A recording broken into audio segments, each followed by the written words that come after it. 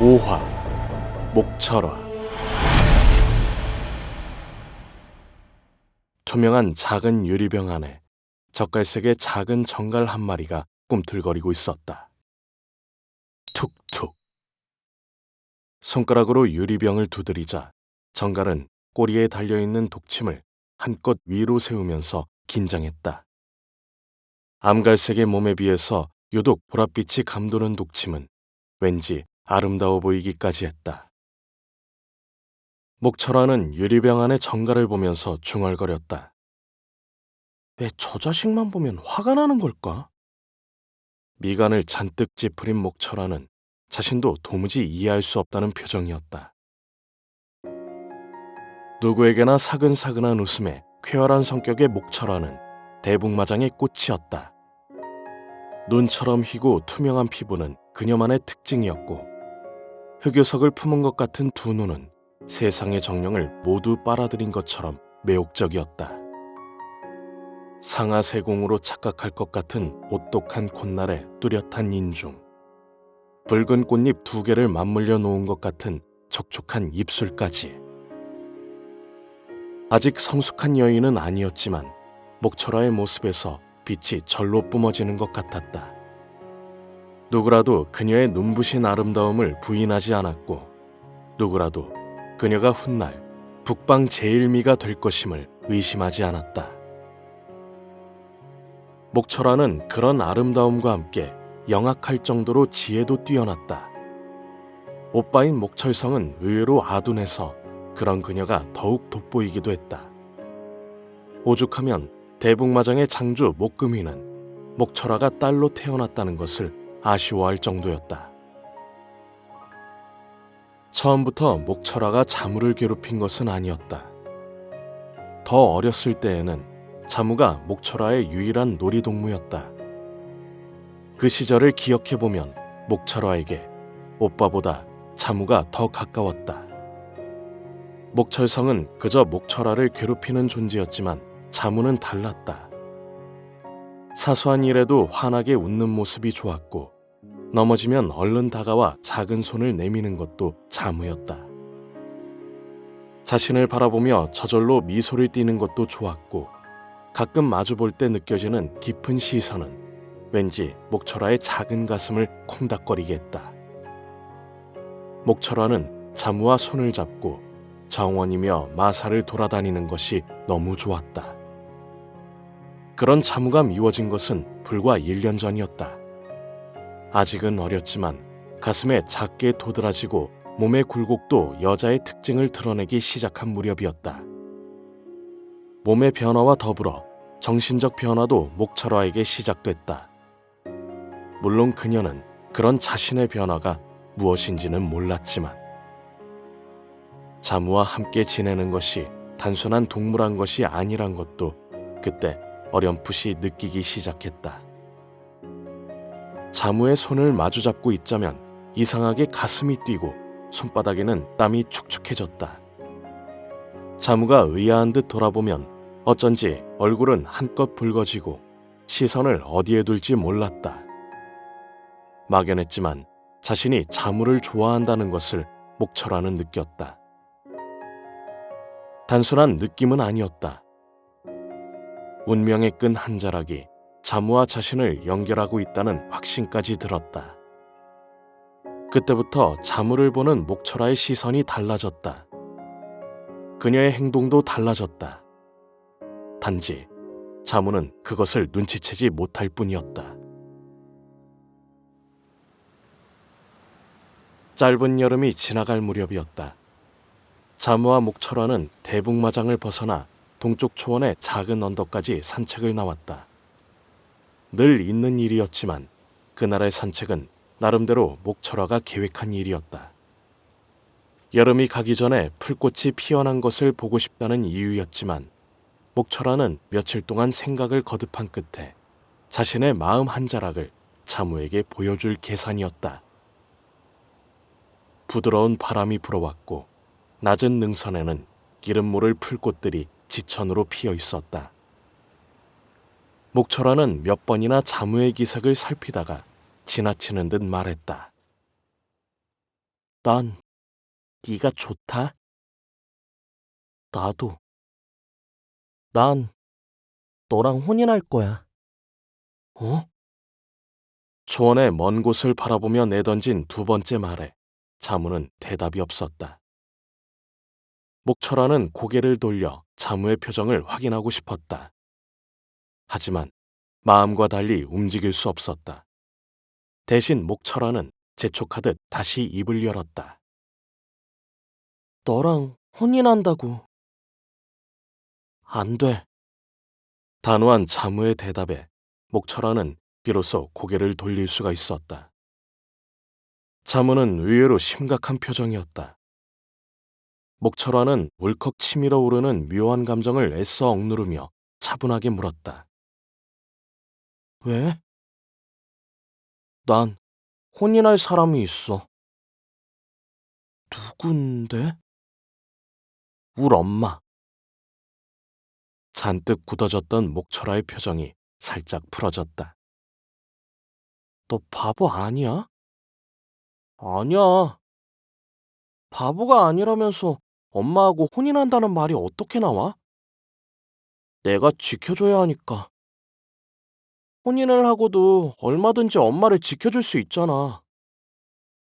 자무는 목철아를 보며 말했다. 어쨌든 난 크면 엄마와 혼인할 거야. 말도 안 되는 소리였지만 자무의 태도는 너무 단호해서 목철아는 더 이상 할 말이 없었다. 내가 싫은 건 아니지? 한참 만에 겨우 물은 질문에 자무의 대답은 또 엉뚱했다. 넌 장주님 딸이잖아. 그게 무슨 말이야? 그래서 내가 널 좋아하면 안 되는 거잖아. 왜? 나랑은 다르니까. 전혀 예상하지 못한 대답이었다.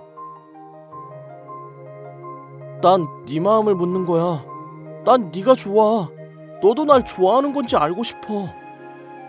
좋아하지 않지만 그냥 친한 동무라고 생각해. 목철아의 가슴 한구석에서 무엇인가 와르르 무너지는 소리가 들렸다. 좋아하지는 않지만. 목철아는 자신도 모르게 획 돌아섰다. 그리고 대북마장까지 어떻게 걸어왔는지 기억이 나지 않을 정도였다. 목철아는 열흘 동안 밥을 먹을 때를 빼고는 내내 자신의 방에서 나오지 않았다. 자무가 몇 번이고 그녀의 거처 창밖을 서성거렸지만 창문은 언제나 굳게 닫혀 있었다. 그 일이 있은 지 꼭 10하루 만에 목철아는 자무가 일을 하는 마사에 나타났다. 오랜만에 보는 목철아가 자무는 반가웠다. 자무가 손을 흔들며 다가올 때 목철아의 표정은 석고처럼 하얗게 굳어 있었다. 안녕. 지금 나한테 손을 흔든 거냐? 잡종? 겨울바람보다 더 차가운 반응에 자무는 다소 어리둥절했다. 넌 나하고 다르다면서. 난 대북마장의 금지 오겹이고 넌 한낱 마사에서 말똥이나 치우는 일꾼 아니냐? 잡종? 내가 왜 잡종인데? 넌 애비도 누군지 모르잖아. 네 어미는 여기까지 오면서 어떤 사내놈과 어울렸을지 모르고. 그러니 당연히 잡종이지. 자무는 황당했다. 철화야. 자무의 말이 끝나기가 무섭게 눈앞에서 별이 번쩍였다. 기다렸다는 듯이 목철아가 매섭게 뺨을 후려친 것이었다. 뺨에서 느껴지는 아픔보다 목철아의 태도를 이해할 수 없는 자무였다. 아가씨라고 불러, 잡종. 네가 잡종이고 나하고 다르다는 것을 확실하게 해두기 위해서 온 거니까. 아가씨. 그래, 이 천한 잡종아. 차갑게 내뱉은 목철아는 그대로 몸을 돌려 자무의 시선에서 사라졌다.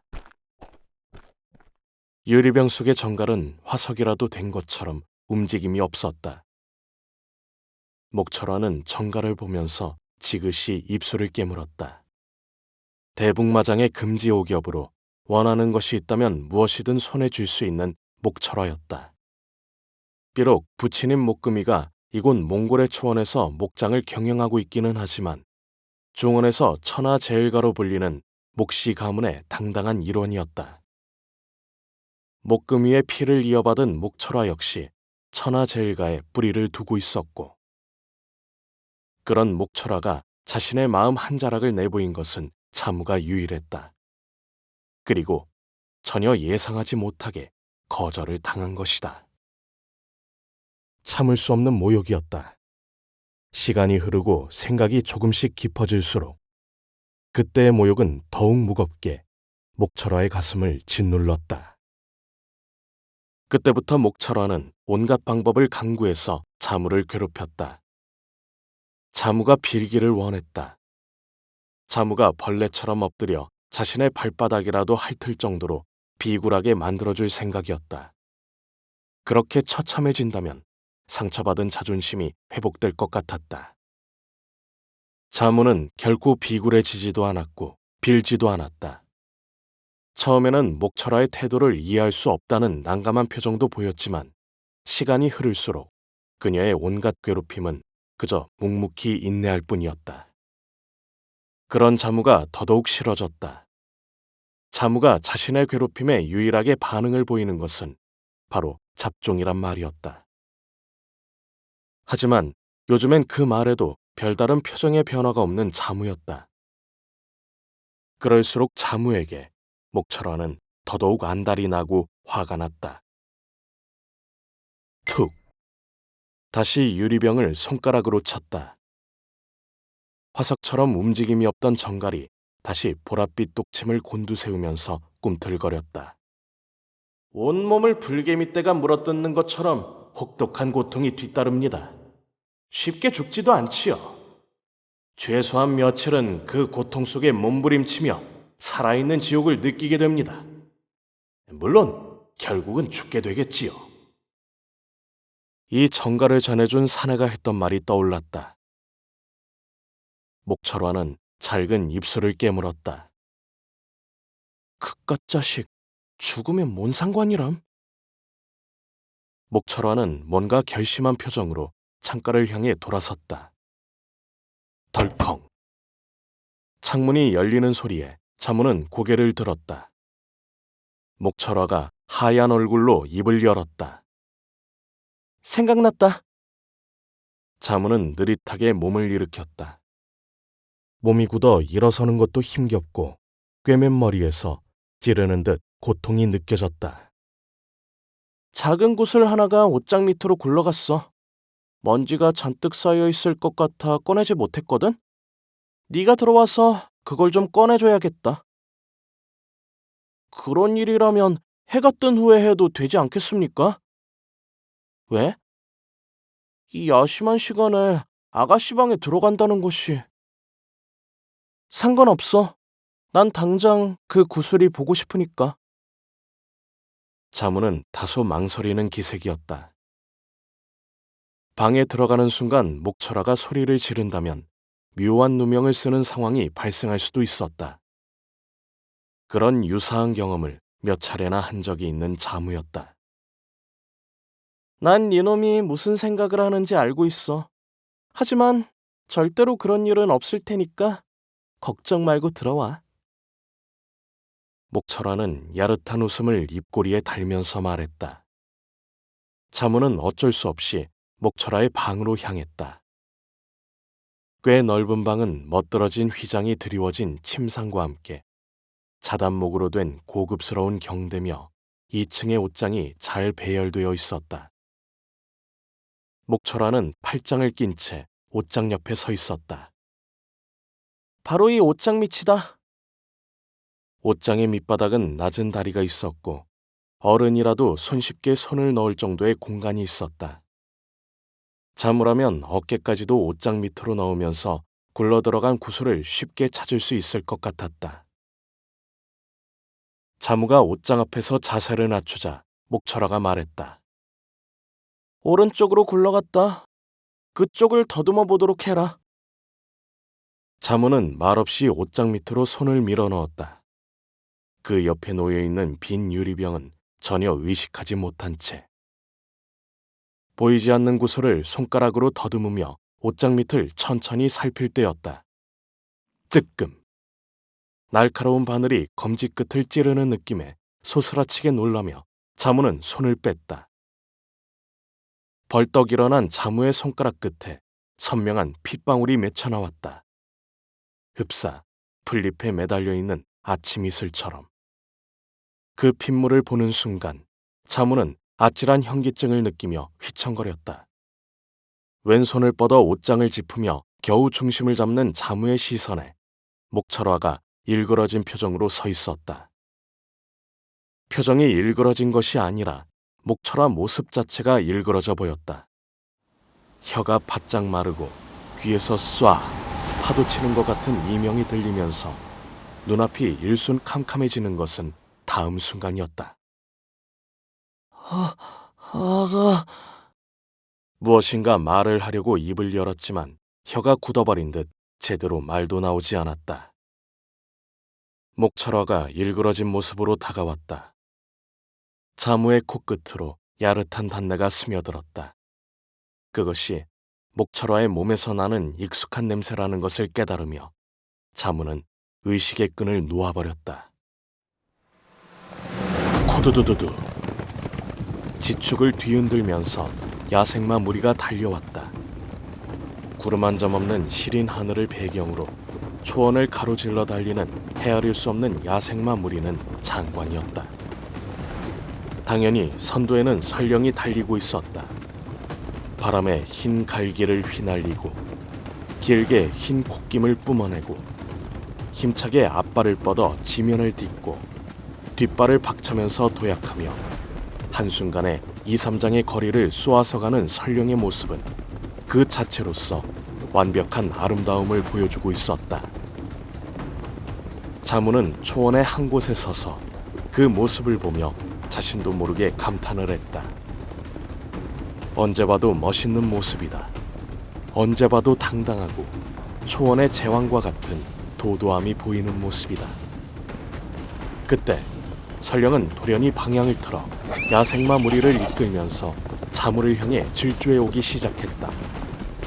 그 속도는 너무도 빨랐고 거침없이 지쳐오는 모습은 마치 거대한 해일을 마주하는 것처럼 공포감마저 불러일으켰다. 지쳐오는 설령의 두 눈은 핏물이라도 뿜어낼 것처럼 충혈되어 있었고 얼굴은 악귀처럼 비틀려 보였다. 어느 순간 설령의 흰 동체에서는 거대한 불길이 치솟았다. 설령뿐만 아니었다. 설령이 이끄는 야생마 무리 전체가 거대한 불길로 변해 자무를 덮쳐왔다. 그것은 예상하지 못한 일이었고 너무도 순간적인 변화였다. 거대한 불길은 하나가 되어 그대로 자무를 집어삼켰다. 안 돼! 자무의 몸은 거대한 불길에 휩싸였다. 살이 타고 뼈가 타고 영혼까지 타는 형용할 수 없는 지독한 고통 속에서 만노야의 음성이 들려왔다. 이것저것 대독자를 처방했지만 전혀 차도가 없네. 조마사 호타의 음성도 들려왔다. 방법이 없단 말이오? 어떤 독에 당했는지 알아내야 정확한 해독제를 만들 수 있을 것 같네. 손끝에 상처로 보아 독사의 이빨에 물린 것은 아니네. 전갈에 쏘인 것이 분명한데 어떤 종류의 독전갈인지 도무지 알 수가 없어. 내가 알아보겠소. 시간이 그리 많지 않을 거야. 이미 독기가 혈류를 따라 퍼져가기 시작했네. 심장에 이르는 것을 애써 막고 있기는 하지만 그것도 한계가 있네. 얼마나 버틸 수 있겠습니까? 벌써 닷새가 지났네. 길어야 하루 정도 더 버틸 수 있을 것 같네. 자무는 그 말을 끝으로 끝없는 나락으로 침몰하는 느낌과 함께 다시 아무것도 듣지 못했다.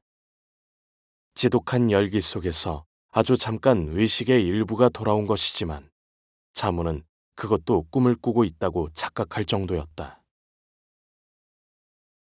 수의사 만노야가 내내 자무에게 매달려 있는 것을 목철화는 은밀하게 지켜봤다. 만노야의 의술은 의외로 뛰어났다.